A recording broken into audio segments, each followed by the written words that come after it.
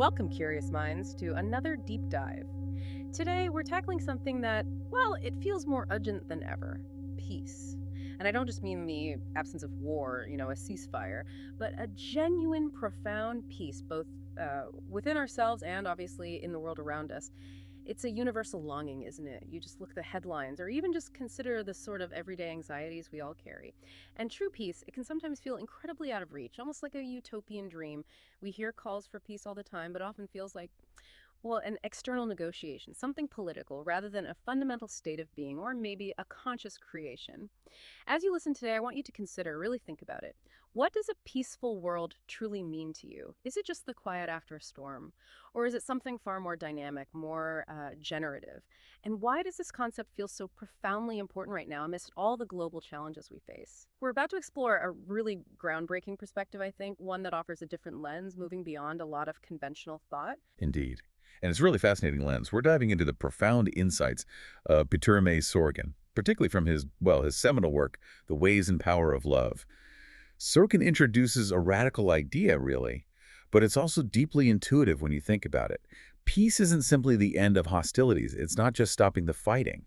Instead, he sees it as a direct outcome of what he describes as unifying, integrating, harmonizing creative energy or power. And he identifies this essential energy, quite simply, as love. Love. Okay, not maybe the first word that jumps to mind in geopolitical discussions. Exactly. And for Sorokin, love isn't, some passive sentimental emotion. It's not just a romantic ideal either. He defines it as an active transformative force. He actually asserts that love unites what is separated, elevates what is base, purifies what is impure, ennobles what is ignoble, creates harmony in the world of enmity, peace, and war. So this positions love as a dynamic foundational energy. It builds peace actively, rather than just preventing conflict. It actively builds. I like that framing. And what makes his work so crucial right now, I think, in our present global climate, is his really stark warning. He flagged the astounding lack of organized effort for an abundant production of love energy in the human world. Right. And he warned that this lack currently threatens the very future of humanity. Wow, threatens the very future of humanity. Yeah. That is an incredibly powerful statement, frankly, a bit challenging. It is. It truly reframes the entire conversation around peace, doesn't it? It moves way beyond treaties and political negotiations, suggesting peace is about a fundamental shift in energy. So our mission today, then, is to unpack this extraordinary vision. We'll explore the true nature of this love, not just as a human feeling, as you said, but maybe as a cosmic force. We'll look at its practical, measurable power, the significant obstacles it faces in our world, and yeah, many of those we might contribute to without even realizing it. And most importantly, the concrete, actionable techniques we can employ both individually and collectively to consciously cultivate this love for a more peaceful existence. This isn't just theory, right? It sounds like a comprehensive roadmap for nurturing peace in our daily lives. That's exactly the goal, to make it practical, accessible. Okay, so with that profound definition of love as this fundamental creative energy, let's really dig into what Sorokin meant by its multidimensional nature. Because he saw it as far grander than just a human emotion, or even solely a social construct. You mentioned cosmic. He says love is a phenomenon that has both a human and a cosmic dimension. Now, that's a huge claim. It suggests that love, in its broadest sense, permeates everything, from the smallest particles to the biggest social movements. That's precisely his argument. It's everywhere, underpinning reality. First, let's look at the ethical aspect. He identifies love directly with goodness itself, and he argues it's inseparable from truth and beauty. He has this beautiful line: real goodness is always true and beautiful. Pure truth is always good and beautiful, and genuine beauty is invariably true and good. He sees them as unified aspects of what he calls absolute value or God. Okay, absolute value or God. So he's not necessarily pushing a specific religion here. Not necessarily promoting a specific dogma, no. It's more about pointing to a fundamental unifying principle, an inherent interconnected order that, various spiritual and philosophical traditions have sensed and called by different names. It's a holistic, integrated view of existence. You can't really separate goodness, truth, and beauty without diminishing the whole picture. They're interwoven. Interwoven. I like that. So it's about fundamental coherence. Exactly. Yeah. And here's where it gets, as you said, really interesting, maybe a bit mind-bending, the ontological aspect. Ontology being the study of existence, of being itself. This is where Sorokin describes love as that unifying, integrating, harmonizing creative energy or power, and he directly contrasts it with strife as separating apart and enmity. He connects this love energy to the very fabric of the universe. It's almost like he's describing a kind of, well, like you said, cosmic glue, or an energetic field binding everything. He points to the unifying physical forces of gravitation, that invisible pull keeping planets in orbit, keeping our feet on the ground. He sees that as a manifestation of love energy. Gravity as love energy, that's unexpected. It is. But he doesn't stop there. He also sees it in the unification of electrons and protons in the atom, in chemical affinity, why certain elements bond, and even in magnetism. He goes further, connecting it to biological phenomena, the instincts of sociality or gregariousness, things like biological mutual aid and cooperation that we observe throughout nature. So he's really suggesting it's not just a nice feeling or an abstract idea. It's the fundamental operational force holding reality together at every single level. That's fascinating. So, okay, follow me here. He's essentially saying that without this fundamental love energy, the universe as we know it just wouldn't cohere, it would fall apart. That's exactly his point. The stakes, according to Sorokin, are incredibly high. Without this underlying love energy, he writes, the physical, the biological, and the sociocultural cosmos would have fallen apart. No harmony, unity, or order would have been possible. Universal disorder and enmity would have reigned supreme. He even states it's essential for life evolution or the emergence and evolution of Homo sapiens. Wow. So it's a prerequisite for everything, from atoms to us. It's not just an add-on feature for humans. It's the foundation of existence itself. Precisely. It's foundational. And then bringing it down to the human level, the psychosocial aspect, love is defined as a meaningful interaction where the aspirations and aims of one person are shared and helped in their realization by other persons. It's the joy of giving and the joy of receiving. It is fulfilling oneself in others and by others. So it's about mutual support, shared purpose, recognizing our interconnectedness on that human social level. Exactly. We're not just talking about romantic love or family affection here. Those are part of it. It's this profound, all-encompassing energy that manifests from the cosmic scale right down to the deeply personal, creating order, facilitating life, enabling connection. Okay, that sets a pretty grand stage. Love is this multidimensional force, but how do we, get a handle on it? It still feels a bit abstract. Well, that's where Sorokin gets really practical. To truly grasp this, he argues we need ways to understand it and even measure it in our human interactions. He outlines 5 critical dimensions of this psychosocial love. Its intensity, extensity, like how widely it reaches, duration, purity, and adequacy. Intensity, extensity, duration, purity, adequacy. Okay, 5 dimensions. That definitely makes it sound less like just a vague feeling. You can analyze it. Exactly. It transforms love from something abstract into something that can be analyzed, understood, and crucially cultivated in its practical applications. If we can measure it even conceptually, it becomes less mystical, more like a skill, a practice we can actually refine. Okay, so take me through a couple of those, like purity and intensity. How do they relate? Sure. Sorokin states that only the purest love is capable of the greatest sacrifice, of being most intense. He contrasts this with what he calls an impure love of utilitarian and hedonistic calculations. Love based on what you can get out of it.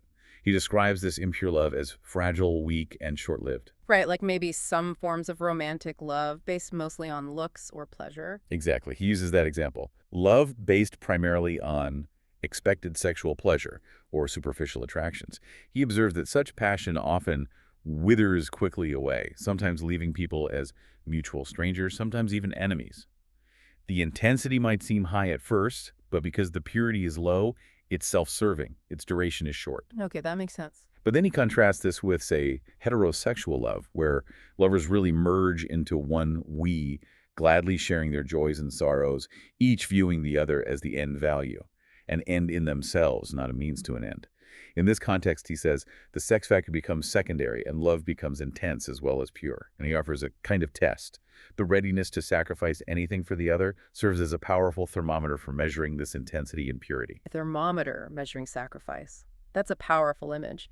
It's not diminishing passion then, but elevating love beyond just fleeting sensations, rooting it in a deeper, selfless connection. Precisely. A connection that endures because of its intrinsic purity and intensity. That's a really potent distinction. It reminds us that not all love has the same transformative power. And building on that, you mentioned a 5th dimension, adequacy, which sounds important. It's crucial, absolutely crucial. This feels like the missing link sometimes. Sorokin warns that love can be very intense and yet be utterly blind or inadequate in its objective manifestations because of a lack of knowledge or wisdom. We've all seen this, haven't we? I mean, you can love someone intensely, want the best for them. And totally mess things up for them. Right. You give advice thinking you're helping, but it actually makes things worse. Sorokin would say that love, while maybe intense and pure in intention, is inadequate. Precisely. The intention is good, the feeling is strong, but the action is flawed because it lacks understanding or wisdom about the situation or the person. How do we even begin to assess that inadequacy in real time, especially when our own intentions feel so pure? It's a real paradox, Hmm. potentially doing harm out of intense but misguided love. It requires humility, doesn't it? Ugh. And a willingness to learn, to listen, to truly understand the other's perspective and needs, not just impose our own idea of what's best. Mhm. And the implications of this inadequacy, they're not just personal, they're global. Sorokin gives a really stark example from history. He says, in intergroup relationships, a group with the most helpful intentions often hurts the other group instead of helping it. He mentions the intervention in Korea by the UN as a case where, despite likely helpful intentions from many involved, the outcome involved immense destruction and death. Now, obviously, we're not taking a political stance here or assigning blame. No, it's about the principle. Right. It illustrates his critical point. Mere good intentions, even on a global scale, aren't enough. Love alone isn't sufficient. It must be combined with wisdom, with understanding, with truth to be truly constructive and effective. As Sorokin emphasizes, real truth, real beauty, and real goodness or love are three inseparable aspects of the supreme and ultimate reality. They have to work together, so if we want our love to actually build peace, it needs to be informed, clear-sighted, wise, not blind. That's a crucial point. Understanding adequacy is vital. It pushes us beyond just feeling love to considering how we express it and what knowledge informs that expression. It's a call for informed compassion, for empathy really tempered with insight. Okay, so if love, when it's adequate, pure, intense, extensive, and lasting, if it's such a powerful force, how does it actually manifest? Especially when faced with aggression and conflict, Sorokin makes this incredibly bold assertion. Love stops aggression and enmity. Love begets love. Hate begets hate. That sounds, well, honestly, almost too idealistic for our modern world, doesn't it? We're so conditioned to see force met with force. How does he back that up? He knows it sounds idealistic to a sensate mindset, as you call it, but he argues it's not just philosophical. He insists it's a deeply observed truth with empirical evidence. And the historical record, when you look closely, is surprisingly rich, with examples that really challenge our conventional understanding of power dynamics. Okay, I'm intrigued. Give me some examples. Right. Let's take Pope Leo I and Attila the Hun. It's 452 AD. Attila, the scourge of God, is marching on Rome with his Huns. He's already devastated northern Italy. Things look bleak. The unarmed Pope Leo I rides out to meet him. They talk. And then, remarkably, Attila turns his army back, spares the city. Sorokin points to this as a clear example where an unarmed great spiritual leader could stop a terrible sacking. What happened there? It wasn't military might. It was arguably profound spiritual authority, moral force, the power of peace embodied, disarming even most feared conqueror. The sheer moral force. Then there's a fascinating story from Russia in 1922 involving Quaker relief workers and a band of plundering Kurds. It's a time of famine, lawlessness. The Kurds stop the Quakers, intending to take their food supplies. But when they understand the Quakers' mission, that they're there purely to help, to relieve suffering, not to fight or take sides, they just leave. They rode away without harming anyone or taking any of the supplies. Their aggression was disarmed not by resistance, but by the clear, undeniable intent of altruism. The Quakers presented no threat, only unconditional aid. That changed the whole dynamic. Wow. The clarity of their mission just diffused the hostility. Exactly. And consider a more personal story. William Hockett during the American Civil War. He was a Quaker, drafted into the Confederate Army.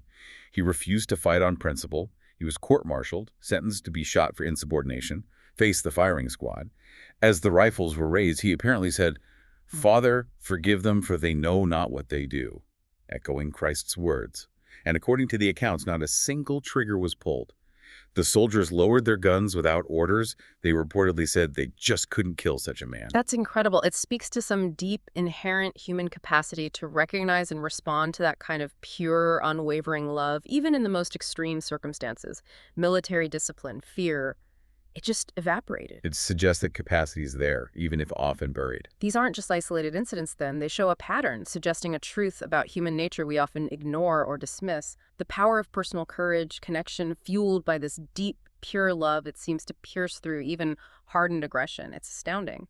And Sorokin cites other stories too, right? Like Lotte Hoffman in Berlin, 1945. Yes, another incredible example. Invading Russian soldiers burst into her home. Instead of panicking, she sits at her piano and starts playing, singing German folk songs. The soldiers, instead of being threatening, just listen, captivated. And afterwards, some of them actually stood guard outside her room all night to protect her and her daughter from other drunken soldiers. Music, vulnerability, an unexpected human connection, transforming aggressors into protectors. Amazing.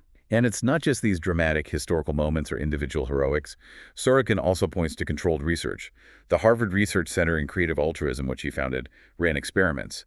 They found that using small deeds of kindness could transform relationships between students who actively dislike each other. Within about 4 months, mutually hating students became amicable. Simple things, inviting someone to a dance, helping with homework, these small acts began to change retroactively the performer and then the other party. Small deeds. Having that big an impact, it shows the ripple effect, doesn't it? That everyday acts of love really matter. Absolutely. And similarly, at the Boston Psychopathic Hospital, studies showed that nurses who were initially disliked by patients through their good deeds and unfeeling kindness managed to replace previous antagonisms by friendly relationships. Consistent, unselfish care broke down barriers that mere authority or standard medical procedures couldn't touch. It really supports the idea that love does beget love, even in challenging environments with deep-seated animosity or mental distress. So, bringing all these diverse examples together, what's the big takeaway? Sorokin's conclusion is that these diverse facts clearly show the power of love, subduing enmity, aggression, or hate. And importantly, he stresses these instances are much more frequent than we habitually think. This gives a firm basis, he argues, for the contention that unselfish love, true kindness, and friendship have real power, and that this power is much greater than sensate individuals believe. It's not a naive sentiment. It's presented as an empirically verifiable force, and the implication is profound. You, listening right now, have access to this power too. These stories aren't just about saints or heroes. They're testaments to a real-world potential within us all. That's incredibly empowering. It suggests we can all tap into this force. And you mentioned earlier, this power isn't just external, changing others or situations, but it also fundamentally transforms us internally. This brings us to the inner transformation piece and Sorokin's critical concept of the superconscious gateway. Can you unpack that? He talks about 3 levels of human mentality. Yes, he offers this integral view of the human personality structure, with 3 distinct yet interconnected levels. First, there's the unconscious or bioconscious. This is the realm of our automatic instinctual drives, breathing, heartbeat, hunger, sex drive, self-preservation instincts. These processes often operate egolessly, he says, connecting us directly to the vital forces of the cosmos, the fundamental biophysical realities of existence. It's the base layer, essential, often unthinking. Okay, the biological foundation. Then second, we have the sociocultural conscious. This is our everyday awareness, the mind shaped by our group affiliations, family, nation, church, job, clubs, all the organized groups we interact with. Sorokin observes that we tend to develop as many conscious sociocultural egos and roles as there are organized groups with which we are in contact. This level governs much of our daily thought and action as we navigate all these different societal roles and expectations. Our social selves, basically. Exactly. But the third level, and this is the one he emphasizes as most critical and often overlooked, is the superconscious. The superconscious. What exactly is that? How does it function? Sorokin describes the superconscious as the fountainhead of the greatest achievements and discoveries in all fields of human creative activity. Science, religion, philosophy, technology, ethics, law, the fine arts, economics, and politics. He flat out asserts that without its genius in operation, only mediocre achievements are possible. It's the source of true breakthroughs, those intuitive leaps, profound understanding, and the most sublime forms of love, the kind that transcend mere conscious effort or learned knowledge. It's that flash of insight, that moment of pure inspiration that feels like it comes from beyond our ordinary thinking mind. So this superconscious isn't just about mystical experiences or something. It's the engine of all true genius and creativity. That's exactly his point. Think about the phenomena of precocity, child prodigies, Mozart playing piano at 3, writing a concerto at 4, his first opera at 12. How does that happen through normal learning? Or Dürer, a master artist at 15, Bernini sculpting masterpieces at 10, Dante writing a sonnet at 9, Victor Hugo churning out thousands of verses by 14. Sorokin argues these aren't just results of intense conscious drilling, They're compelling manifestations of the superconscious breaking through early, bypassing the normal developmental stages. Hmm. And in science, too. Absolutely. Henri Poincaré, the great mathematician, described how solutions to really complex problems would just come to him instantaneously and unexpectedly. After struggling consciously for days, maybe he'd have trouble sleeping, drink some coffee, and then suddenly ideas would appear in crowds, pushing one another until two of them hooked each other and made a stable combination. The solution wasn't consciously derived step by step. It just appeared fully formed. It's that classic aha moment. Right, that feeling of knowing something without knowing how you know it. Precisely. And artists often describe something similar. Tchaikovsky called inspiration a supernatural, incomprehensible, and never analyzed power. He said, "I never compose in the abstract. I find the musical thought simultaneously with the orchestration." It wasn't just conscious effort. It felt like channeling something greater, tapping into this superconscious wellspring. And this connects to altruism, too, to those acts of sublime love. Directly. Perhaps the most compelling testimony comes from the great altruists themselves. Figures like Buddha, Jesus, Gandhi, Albert Schweitzer Sorokin notes they unanimously state that in doing their acts of sublime love, they act as a mere instrument of the superconscious. They use different names for it. God, heaven, Tao, the great reason, the oversoul, Brahma, the inner light, the divine nothing, Sophia, supreme wisdom. But the experience is similar. They all stress the need for complete humility and transcendence of the egos and the ego-centered conscious mind in order to soar to the supreme forms of love. It's about getting their own ego out of the way to allow this higher unifying energy to flow through them. Becoming an instrument. Yes. And the connection between these three levels, unconscious, conscious, superconscious, is absolutely key for Sorokin's vision of altruization, or this inner transformation towards love. It involves a tightening of the vertical control of man's lower energies by his higher energies, of the unconscious by the conscious, of the conscious by the superconscious. It's about increasing the harmonious cooperation between all these energies within us, rather than letting the lower, more instinctual or ego-driven parts run the show. When these levels are integrated and aligned, with the superconscious providing the ultimate guidance and inspiration, that's when truly sublime love, creativity, and inner peace can flow. It's the inner pathway to becoming a channel for that same unifying energy we discussed at the cosmic level. That's a really powerful framework for understanding our internal world and our potential. It clarifies that true self-mastery isn't about suppression, maybe, but about integration and alignment of these different parts of ourselves. But, okay, if this potential for transformation is so immense, if love is the cosmic glue and the superconscious is within us, why does peace feel so elusive so often? Why are we so frequently disconnected from it? There must be significant challenges, right? Things that actively pull us away from peace, both individually and collectively. Oh, absolutely. Sorokin is very clear about the obstacles. Yeah. It's not an easy path, and there are deep-seated reasons why peace remains so elusive. Right. Let's pivot to that then. What are the major roadblocks, according to Sorokin? Well, he really zeroes in on a fundamental problem. Yeah. The root of so much conflict lies in egoism and tribalism.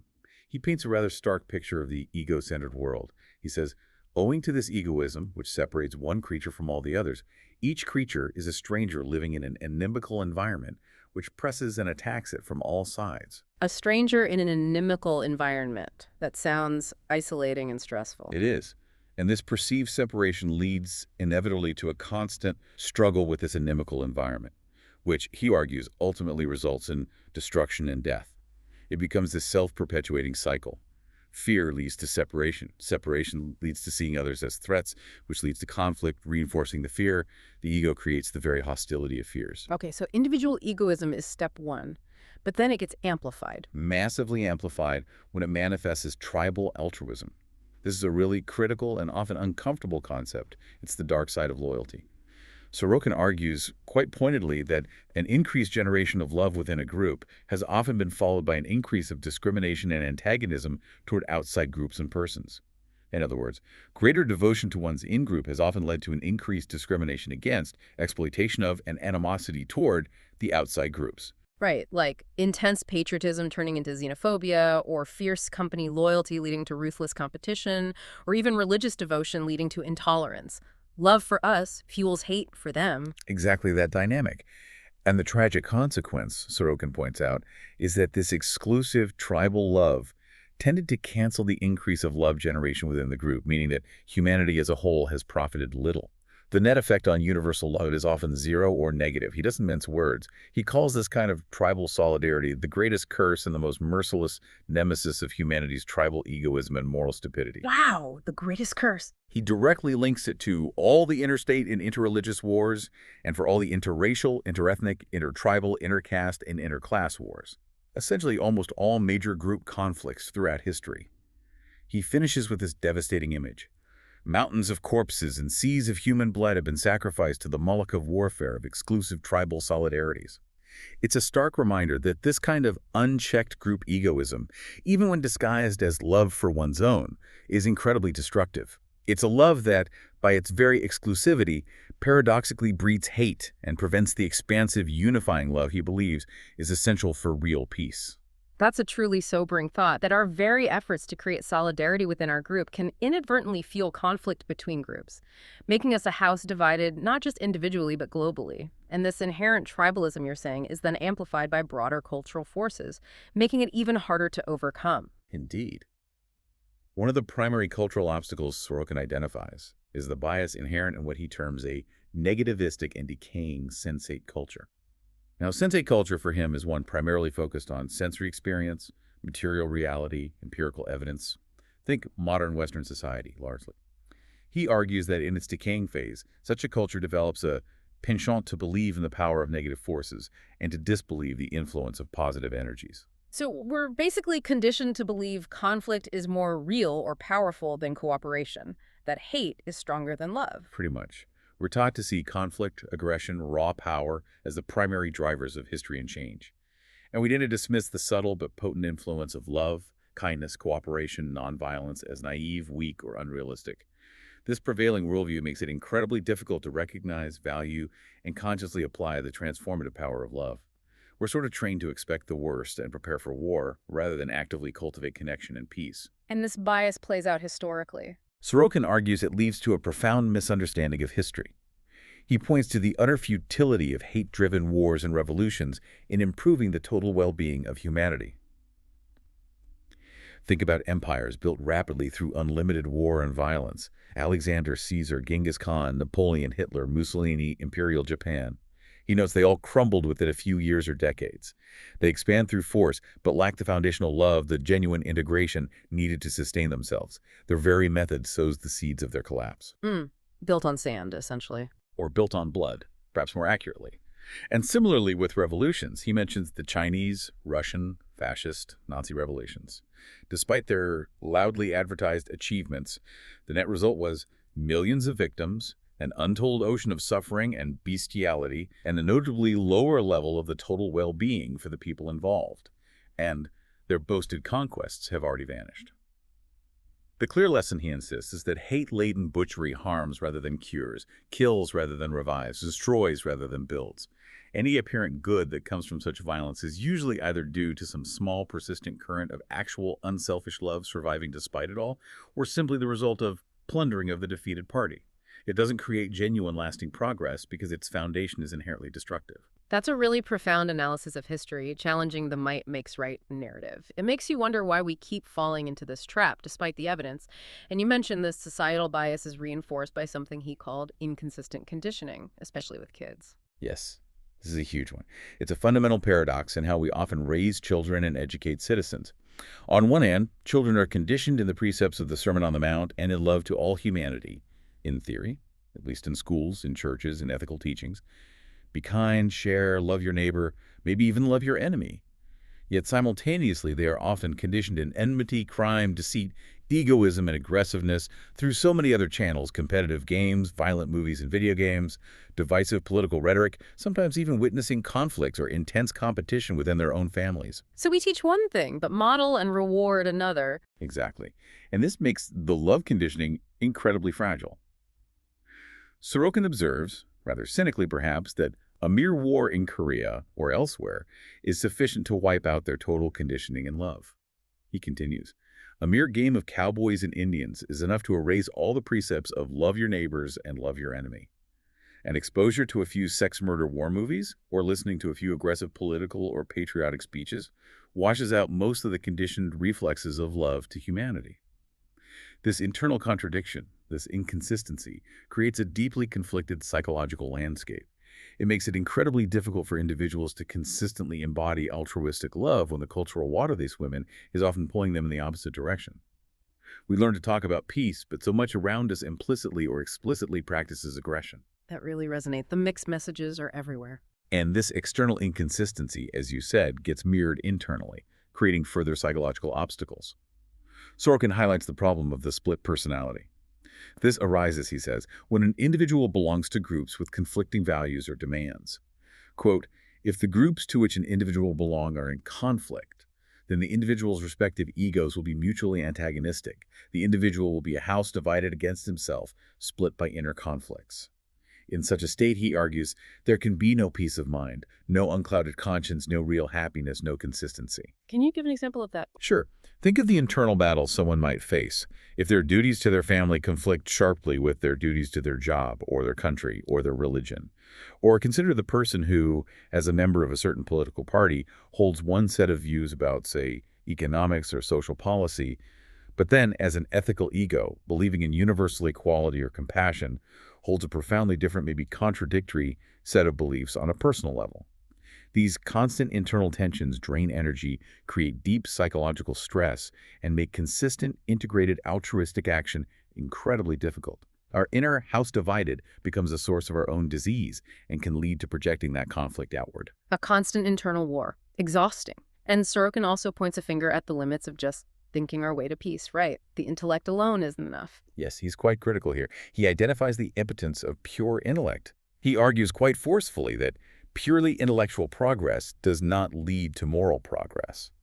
Look at history, he says. Despite centuries of scientific breakthroughs, rising literacy rates, the explosion of universities and information, have wars and bloody revolutions decreased? He argues they haven't. If anything, they've fluctuated, but perhaps even increased in scale and brutality. Crime and mental illness haven't disappeared either. Intellectually, we know more than ever, yet morally, we seem to be treading water, or worse. So why does intellect fall short? Why doesn't knowing better automatically lead to doing better? Sorokin explains it like this. Intellectually, the technique of rational persuasion is very successful. Behavioristically, it falls flat, remains on the surface of the intellect, does not penetrate into the unfathomable depths of our unconscious mind, nor releases our superconscious potential. This is a crucial distinction. Our brain centers for thought and speech can operate somewhat independently from the centers that control our actions and deeper emotions. This allows us, as he puts it, to preach altruistic verities and not practice them at all. We can know what's good and right, we can articulate it beautifully, we can win debates, but still fail to do it because the knowledge hasn't permeated our whole being. It hasn't changed our habits, our impulses, our connection to that deeper superconscious source of love. It's like knowing the sheet music but not being able to play the instrument. The knowledge stays theoretical. Exactly. And there are other limits too. Our inherent biological sociality, our natural instincts for cooperation. While helpful, Sorokin notes they also have limitations for achieving universal peace. Our natural social instinct tends to be narrow in its extensity. Mutual aid is often limited to the circle of a small family or tribe, not easily extended to all of humanity. It's not inherently universal or always pure or consistently intense enough to fuel that supreme, all-encompassing love. Its instinctive nature can even make it rigid, leading to fear or exclusion when faced with unfamiliar groups or rapidly changing situations. So our biology gives us a starting point for connection, but it doesn't automatically get us to universal love. Not automatically, no. It needs conscious cultivation and expansion. And then there's the tricky issue of suffering. There's a common belief, isn't there, that suffering ennobles us, makes us more empathetic or spiritual. Yeah, what doesn't kill you makes you stronger or more compassionate. Sorokin challenges that simplistic view. Based on his research, he concludes that more often, suffering, frustration, and calamity produce not altruization, but either dumb passivity and stultification, or an increase of egoism, selfish aggression, and spiritual and moral degradation. He acknowledges exceptions, of course. Some highly creative or resilient individuals do react to extreme hardship with increased creative efforts. He cites examples like Beethoven composing more intensely after deafness, Milton writing after blindness, Dostoevsky's imprisonment fueling his writing, Mozart's poverty maybe stimulating his genius.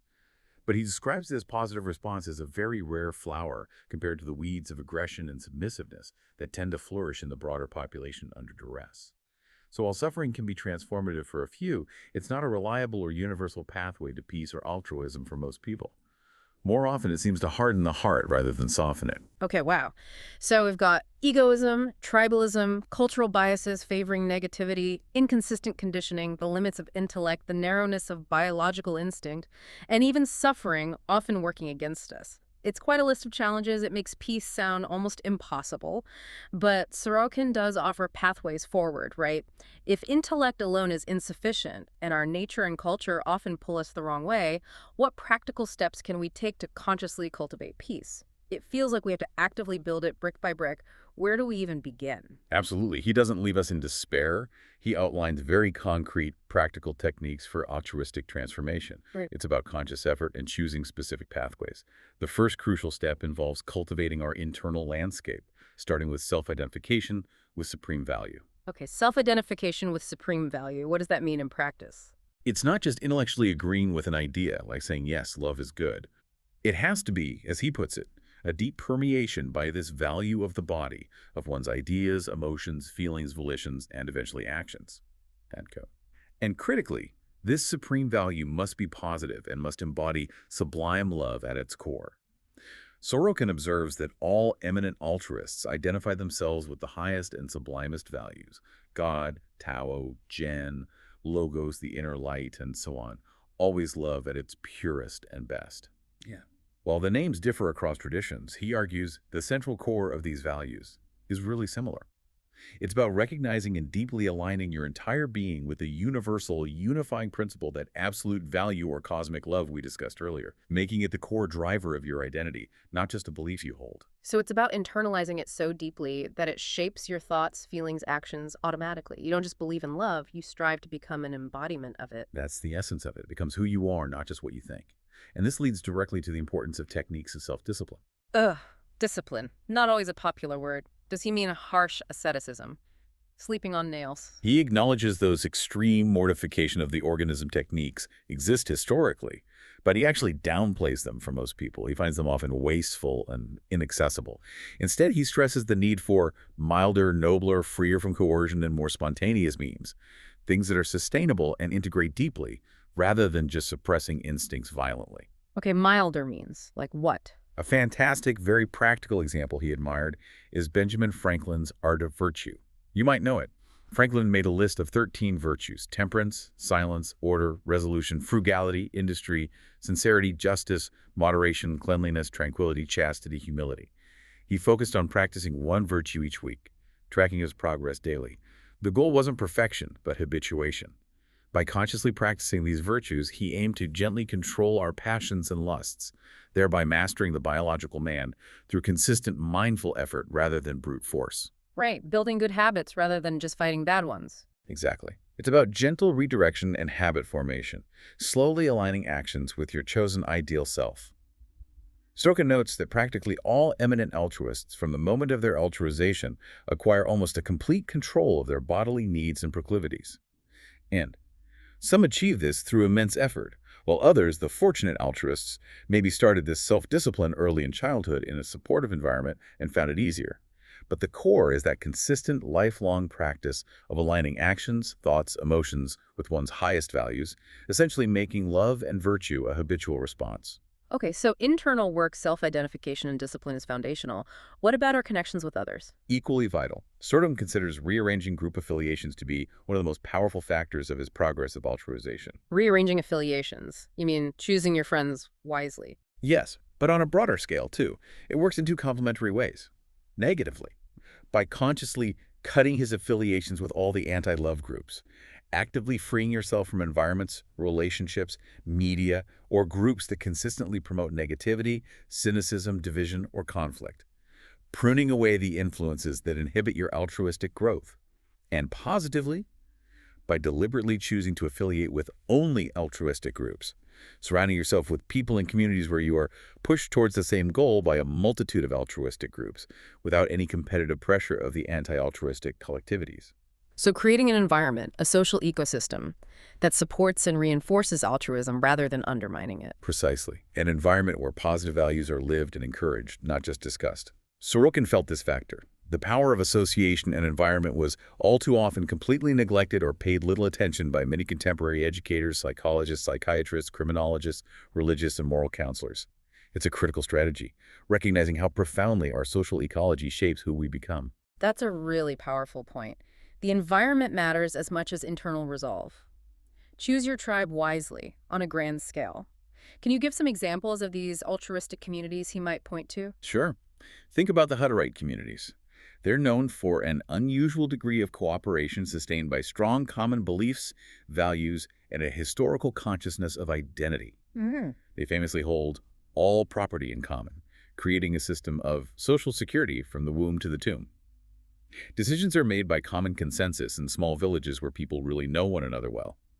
Their entire social structure is intentionally designed to minimize individual egoism, maximize mutual aid, and foster an environment where cooperation can thrive, shielded from some of the pressures of mainstream competitive society. Right, designing the system for cooperation. Or consider traditional monastic systems. Sorokin saw them as literal schools of the Lord's service, explicitly designed to cultivate love of God and love of neighbor. Rules like St. Benedict's, for instance, often demanded complete renunciation of all social ties to the outside world, focusing members entirely on obedience, humility, continence, and a structured life of incessant alternation of prayer and work. This was seen as intensive moral and spiritual education. They created an entire ecosystem designed for rigorous altruistic growth, removing external distractions and focusing all energy inward and on communal spiritual practice. They actively designed their social structures to support and cultivate a life centered on unifying love. So these communities provide a framework, a supportive structure. But within that, or even outside of it, what specific practices nourish peace and altruism? Right. Beyond the big picture of affiliations, there are specific practical techniques individuals and groups can use daily. Okay, let's get into those practical tools. One powerful area is effective and artistic reinforcement. Sorokin really stresses the enormous importance of effective and emotional support of our ideas, precepts, commandments, and ideals. As we discussed, purely intellectual appeals often fall flat. We need to engage the heart, not just the head. So how do we do that? Well, he points to religious cults and rituals, using cult in the sociological sense of practices and rites, as a rich treasury of ingenious techniques for arousing and mobilizing the unconscious, emotional, and affective forces to support moral precepts. Think of the power of communal singing, shared silence, symbolic actions. Storytelling these things transcend mere words and create deep emotional resonance and group cohesion around shared values. And beyond formal religion. The fine arts play a crucial role. Sorokin argues strongly that genuine fine arts can and do serve the task of altruistic ennoblement. Music, literature, drama, painting, sculpture, architecture, they can purify and ennoble us morally. He cites thinkers from Confucius to Plato and Aristotle on the power of mimesis, imitation, and catharsis, emotional release, through art. He specifically highlights music's impact. Studies showed it could increase bodily metabolism, affect mood powerfully, reduce fatigue, increase industrial efficiency, and, very relevant here, decrease tensions, animosity, and antagonism. Think about how a beautiful piece of music or a deeply moving story can instantly shift your emotional state, connect you to universal human experiences, evoke empathy in a way that dry intellectual arguments rarely can. Art bypasses the rational defenses and speaks directly to the heart. That makes perfect sense. Engaging the emotions through beauty and shared experience. What else? Something remarkably simple, yet profoundly effective. Exposure to friendship and love of others. Sorokin states that simply exposure of the individuals and groups to the genuine friendship, love, and goodwill of others is often as effective as any of the above passive techniques.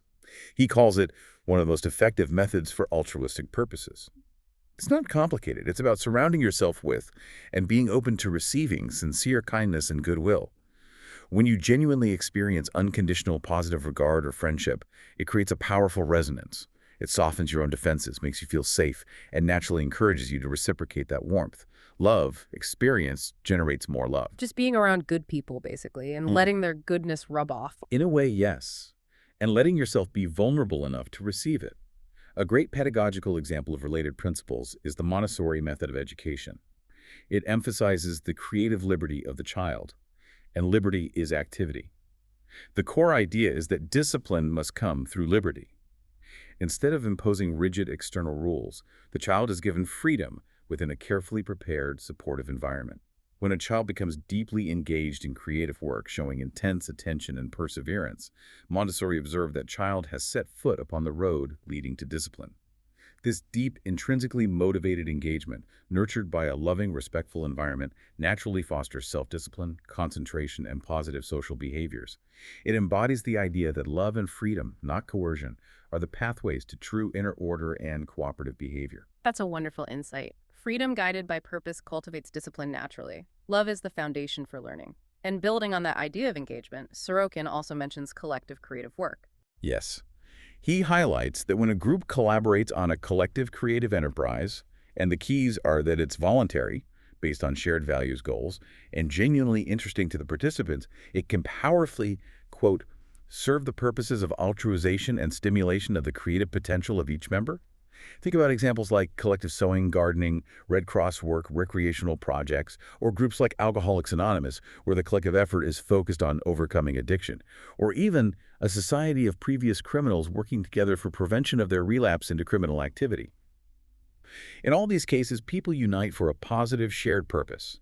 The very act of co-creation, of working together towards a common good, naturally fosters altruism, mutual support, and a sense of belonging. It helps transform individual egoism into group solidarity focused on a constructive goal. Okay, so engaging in positive collective action, that makes sense. What about more internal reflective practices? Absolutely crucial. He covers several cognitive and self-reflective practices. First, altruistic prayer or meditation. He distinguishes this from purely egoistic prayer, asking for personal gain. Altruistic prayer becomes an expression of the tendency to self-forgetfulness, to sacrifice, to oblation, and can lead towards what he calls cosmic consciousness. He describes it as an unfailing means of cleansing the heart of passions, especially when combined with utmost humility. It's about transcending the limited ego and consciously trying to connect with that universal love energy. Moving beyond the gimme prayer to a prayer of connection and service. Exactly. Then there's conscience examination. He calls this a standard technique for spiritual and moral transformation. Benjamin Franklin's daily review of his virtues is a classic example. This practice involves regularly and honestly bringing your selfish deeds and impulses into the light of your awareness. This self-assessment leads to a kind of purification similar to the catharsis and stimulates further efforts towards your altruistic ideals. It's about constant self-awareness and holding yourself accountable to your highest values. Like a moral inventory. Precisely. And following naturally from that can be confession. Whether private or public, confessing shortcomings to a trusted, morally upright person or community is a universal constant of all cultures, he notes, because of its restorative effectiveness. It offers a cathartic influence, helps restore peace of mind, and can doubly stimulate further efforts by releasing the burden of guilt and gaining support. It's about externalizing the inner conflict and seeking communal reinforcement for change. And finally, he mentions vows. Yes. Taking collective or individual vows, formal commitments for specific spiritual and altruistic activities, provides mutual support and accountability. Think again of groups like AA or monastic orders. Vows reinforce adherence to moral codes and shared goals, making personal transformation a supported, conscious, and committed journey. All these practices create a robust internal and communal scaffolding for growing in love. That's a really comprehensive toolkit. Internal reflection, connection with others, engaging emotions through arts, collective action. But Sorokin offers something even more radical, doesn't he, about redirecting hostility. He does. It's one of his most provocative and, I think, potentially powerful ideas. The concept of channeling our negative impulses for peace through what he calls the sacred war. Yes, sacred war. That sounds warlike. The name is intentionally provocative, I think. But the idea is to redirect the immense power of hatred away from its present channels of inter-individual and intertribal conflicts into a new pipeline. This new pipeline serves a sacred war of humanity against the most terrible, most implacable, eternal, and common enemies of every human being, every group, and of the whole of mankind. Okay, so a war not against other people, but against what? Against universal threats. He lists them: death, physical and mental disease, gravest criminality, stupidity, ignorance, interhuman strife, ugliness, poverty, fruitless suffering, nature's calamities, interhuman hatred itself, and a host of other forces inimical to every man's creative growth and everybody's vital, mental, and moral well-being. These are enemies we all share, regardless of nation, religion, or ethnicity. So channel the aggression we feel towards each other into fighting disease, poverty, ignorance, environmental destruction. Exactly. The brilliance of this idea is multi-layered. First, these common enemies are so formidable that the whole reservoir of mankind's hatred can easily be spent in this fight. There's plenty to fight against. Second, this is the only war truly sacred for the whole of mankind because it's free from religious objections, moral injustice, and from the vital mental, economic, and social destructions inherent in all interpersonal and intergroup wars. Mm. It actually builds well-being instead of destroying it. It harnesses our natural inclination to mobilize energy against a threat, but directs it outward against universal suffering, uniting us in a common constructive cause. Uniting through a common enemy, but the enemy isn't human. Precisely. He even points to a historical precedent. If Hitler as the common enemy could temporarily bind together Stalin, Roosevelt, and Churchill, figures with vastly different ideologies, then humanity's perennial common enemies, like disease and poverty, should logically be able, still more easily, unify mankind into one permanent solidary body. Okay. It completely reframes conflict. It shifts the paradigm from us versus them to all of us versus these universal challenges. It's a powerful, unifying vision that channels existing aggressive or competitive impulses towards constructive, collective ends. Imagine the energy unleashed if we truly declared war on cancer or climate change or ignorance with the same intensity we sometimes reserve for each other. That is a truly revolutionary idea. Transformative. It takes a negative energy and makes it positive by changing the target. And what about our innate competitive nature? Can that also be harnessed for good? Does everything have to be cooperative? Sorokin says no, competition itself isn't the problem. It's what we compete for. He suggests we can harness it through competition in love and humility. He explains that the competitive urge is not limited to one specific objective. We naturally want to excel, to achieve, to be recognized. Why not make the goal something truly noble? He argues that unselfish love or humility can successfully be one of the most important competitive values. Competing to be more loving, more humble. How would that even work? Historically, he argues, it has worked. In what he called ideational cultures, cultures primarily focused on spiritual or mental realities, like maybe medieval Christian Europe, traditional Hindu society, early Buddhist communities, Stoic or Cynic philosophical schools, many monastic orders. Unselfish love and humility have been the greatest and often the only permitted competitive value. The highest goal, the ultimate prize in these societies, wasn't necessarily wealth, power, or military glory, but achieving states described as sainthood, holiness, the highest rung on the ladder of paradise, the state of godliness, angelic state, the state of man-God.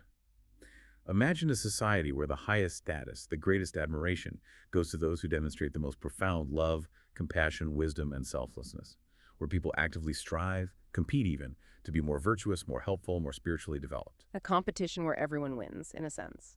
Exactly. Sorokin suggests that shifting our societal values in this direction is entirely possible.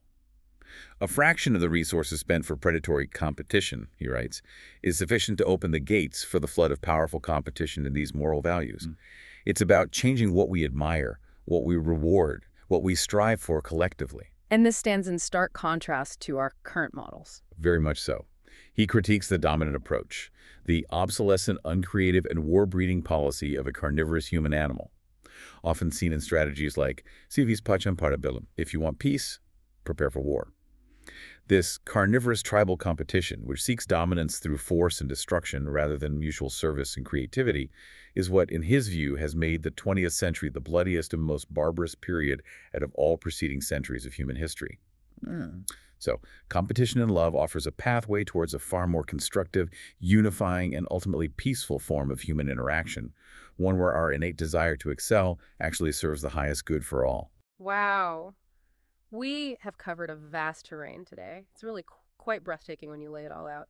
From love as this fundamental cosmic power literally holding the universe together, to the often surprising empirical evidence of nonviolence actually disarming aggression, then the vital role of the superconscious, that hidden wellspring of genius and profound love within us, contrasted with the deep pitfalls of egoism, tribalism, and the inconsistent cultural messages that constantly pull us away from peace. And crucially, these concrete, actionable pathways forward through inner work like self-discipline and conscience examination, through the intentional building of altruistic communities and choosing our affiliations, through the transformative power of the arts, prayer, meditation, and even those radical paradigm-shifting ideas of redirecting our hostility towards universal challenges in a sacred war and fostering competition in love and humility itself. It's become clear, listening to this, that building a peaceful world isn't about somehow eliminating conflict entirely, maybe, but about fundamentally transforming its energy and its direction. I think that's a perfect summary of his vision. It's active, creative, transformative work. So let's bring it home. After exploring all these deep ideas, what does all of this mean for you, the listener? What's the takeaway? Well, Sorokin leaves us with a profound personal and societal imperative. It's not a passive hope. It's an active call to conscious choice and consistent action. He reminds us beautifully that fulfillment of duty is another marvelous thing making life happy, and starkly that cruelty, hatred, violence, and injustice never can and never will be able to create a mental, moral, or material millennium. There's no shortcut through negativity. The only way toward it, he insists, is the royal road of all-giving creative love, not only preached, but consistently practiced. It's about embodying this truth in every aspect of our lives, from the smallest daily interaction to our broader societal contributions. Not just preached, but consistently practiced. That's the key, isn't it? It is. And this is truly a call to action for each of us, reminding us that building a peaceful world really does begin with a personal choice, a conscious turning inward and then outward. Sorokin states clearly that self-identification with the superconscious as one's highest and truest self is the first decisive step in man's altruistic progress, connecting with that deepest, best part of ourselves. Now, achieving the full status of a hero of love, like a Gandhi or a Schweitzer, might seem incredibly distant for most of us living in, let's face it, often unfavorable environments. But the journey of transformation, the path itself, is accessible to every single one of us. We can all, as he puts it, climb a few steps on this ladder of moral perfection. We can all make incremental yet profound changes. So what might those first few steps look like? What are some actionable things someone listening could consider doing? Well, thinking about the techniques we discussed. For you, listening, it could mean incorporating maybe just one element into your daily life. Perhaps committing to a brief, honest moment of conscious examination before bed each night. What were my motives today? Where could I have acted with more kindness?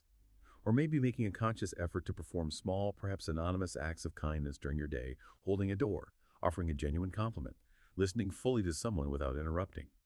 It could involve actively seeking out affiliations, even online groups, local clubs, volunteer organizations that genuinely foster altruistic values and positive connection, while perhaps gently distancing yourself from sources of constant negativity or division. It might also mean simply becoming more aware, in your own thoughts or in community discussions, of opportunities to redirect negative energy. Instead of blaming or complaining, could you frame the issue as a common challenge to be solved together? Could you focus energy on fighting ignorance rather than fighting the ignorant person? It's really about intentionality, about choosing love as an active practice, a skill to be cultivated, not just a feeling that comes and goes. Choosing love as a practice. I like that. It makes it feel more achievable. And here's a final provocative thought, perhaps, to carry forward from all this, something to really mull over. Sorokin stated unequivocally, didn't he? Without the operation of love energy, the physical, the biological, and the socio-cultural cosmos would have fallen apart. So if love isn't just a nice human feeling, but is so fundamental to the very existence and coherence of the entire universe, the invisible force holding atoms, stars, and life itself in harmony, then how much more essential, how much more utterly critical must it be for the harmony, the coherence, the survival of our individual lives and our human societies? What small intentional act of unifying, integrating love will you choose to practice today, knowing its cosmic significance and its profound practical power to build a truly peaceful world? Thank you for joining us on this deep dive into the ways and power of love. Until next time, keep exploring, keep questioning, and perhaps most importantly, keep building a more peaceful world, one conscious act of love at a time.